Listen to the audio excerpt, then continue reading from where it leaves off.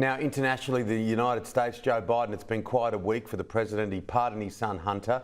He fell asleep on the job. What did you think of the pardoning of Hunter Biden?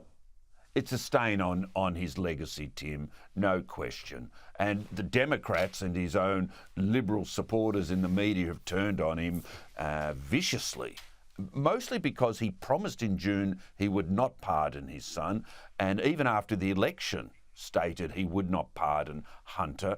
And so breaking his word seems to have been as big a crime as the actual pardon of a family member, because there are precedents for that.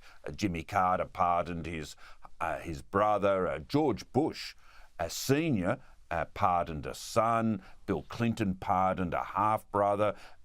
Donald Trump pardoned his son-in-law's father, and so on.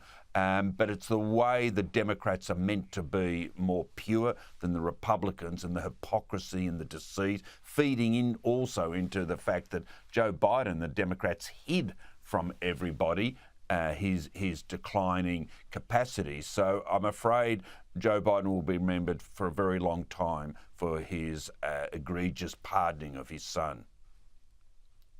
Look, a lot of people critical of Joe Biden have thought he's been asleep at the wheel for quite some time. We've seen his cognitive decline.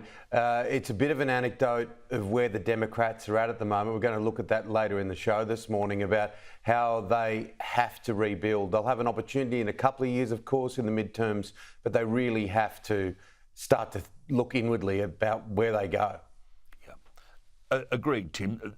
That they need leadership regeneration, which Joe Biden, if he had kept to what everybody's expectations, that he would be a one-term transitional president post the trauma of the first Trump presidency, they would have got that. But unfortunately, he left it to the very last moment to be forced out of office by his own party, and left the Democrats with little choice but to endorse Kamala Harris, who most, if not all of them, had grave reservations about and would not have won the Democrat presidential nomination in her own right against a crowded field.